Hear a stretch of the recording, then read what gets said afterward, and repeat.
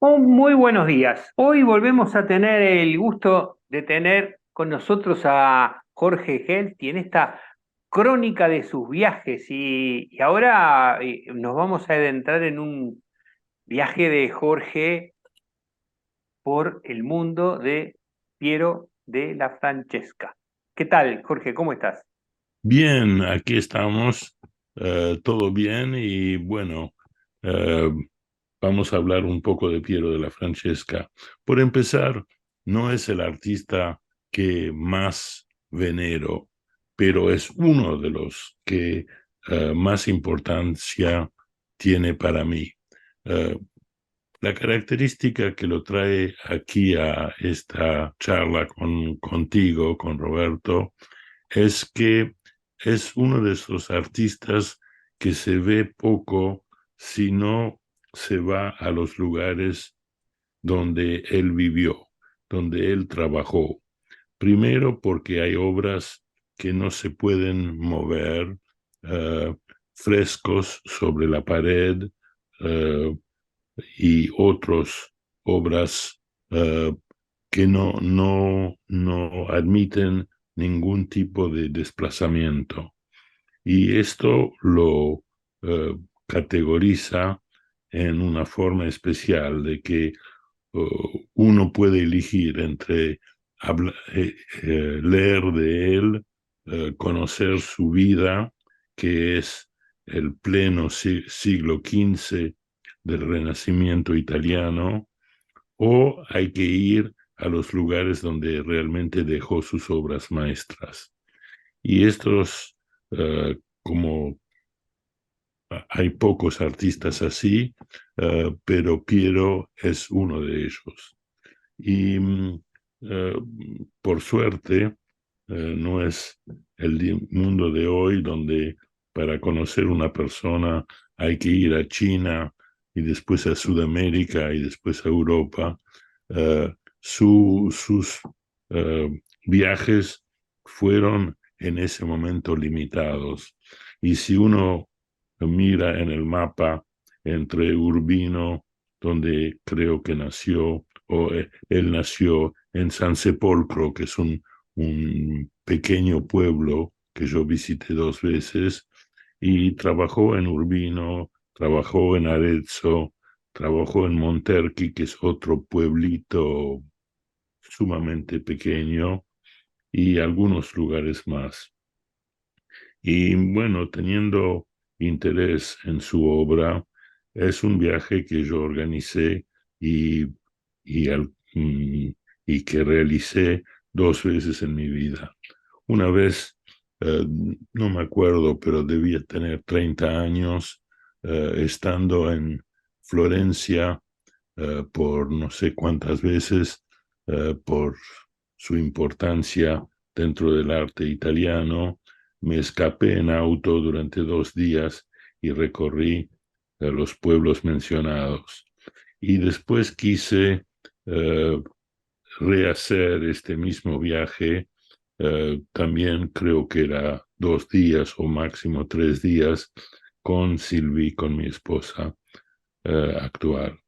Y bueno, Piero es un artista excelso. eh, Conozco la mayoría de sus cuadros que sí han podido desplazarse. Hay uno en Londres, en la National Gallery, hay uno en Washington, eh, hay uno en Florencia, en el Uffizi, en el museo más importante para el, pintura antigua. Pero si uno realmente quiere gozar de su pintura, de su creatividad, hay que dar la vuelta por los pueblos mencionados. El último, y donde él pintó durante varios años, era Arezzo. Ya es una ciudad grande, no muy lejos de Florencia, y él pintó el interior de una capilla enorme, eh, con todo un mural que ha sido limpiado y restaurado relativamente hace poco. Yo la primera vez que lo vi me impactó mucho, pero era antes de la restauración, antes del trabajo magnífico que hicieron con las técnicas actuales, que son realmente muy buenas. Debo decir que en todas las épocas se ha creído que las nuevas técnicas eran las mejores y que no podían mejorarse más aún.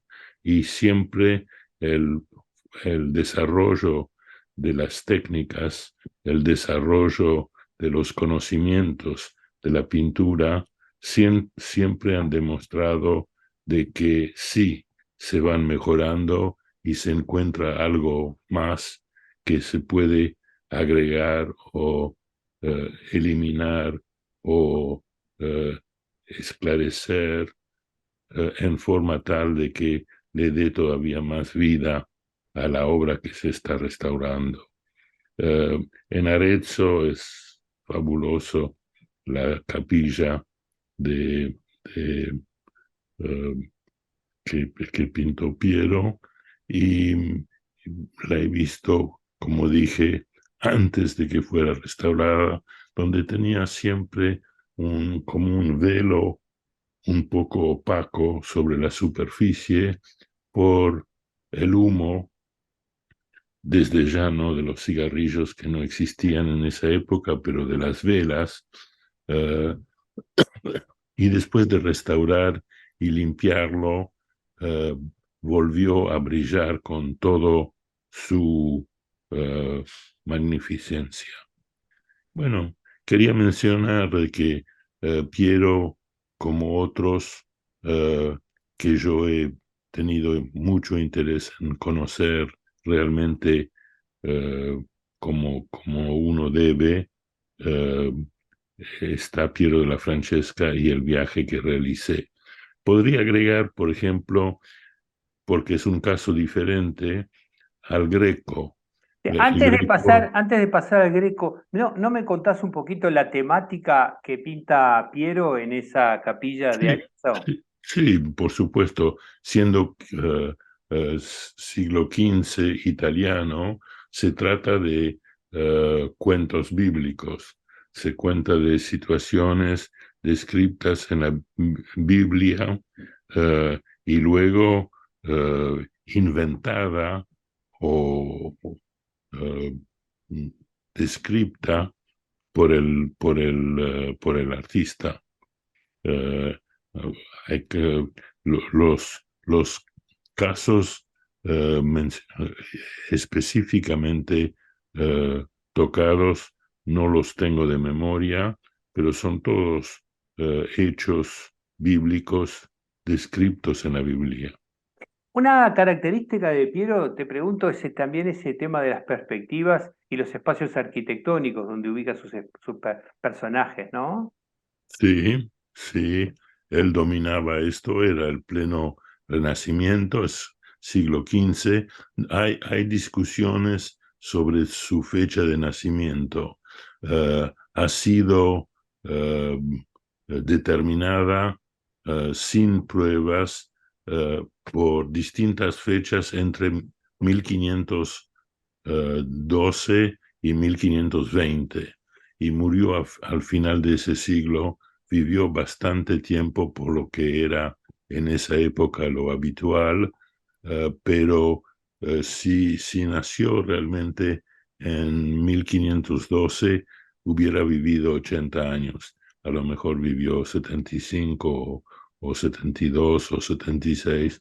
No se sabe bien su fecha de nacimiento.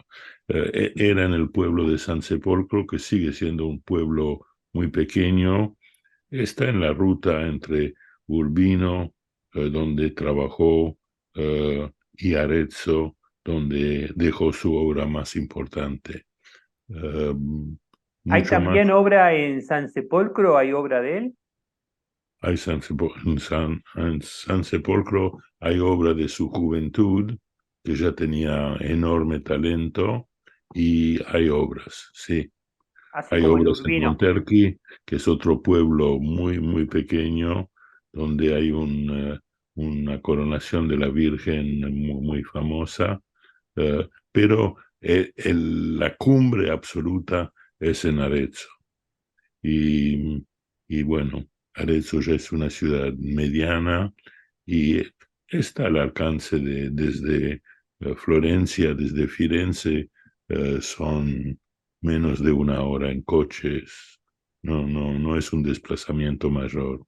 Estamos viendo algunas de las imágenes de esto que nos estás contando. Las expresiones faciales de estos personajes, ¿tienes algún comentario? No, no, yo me acuerdo de los conjuntos, los he visto luego muchas veces en libros, he leído textos sobre su vida, sobre su trabajo, eh, pero detalles no, en este momento no me acuerdo. No, ¿querías mencionar al Greco?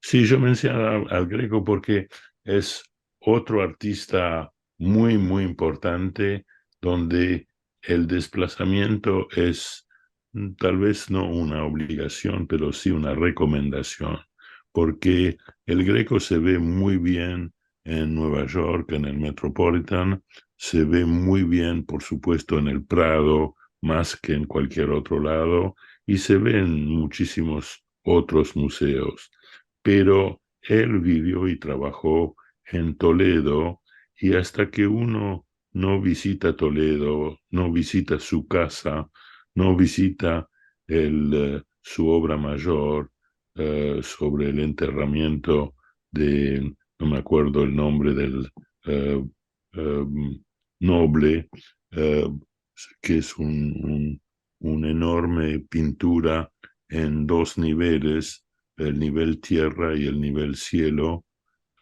uno no llega realmente a compenetrarse. Puede visitar además el taller donde trabajó y hay dos o tres instituciones en Toledo que tienen buena cantidad, 6, 8, 10 pinturas grandes del Greco.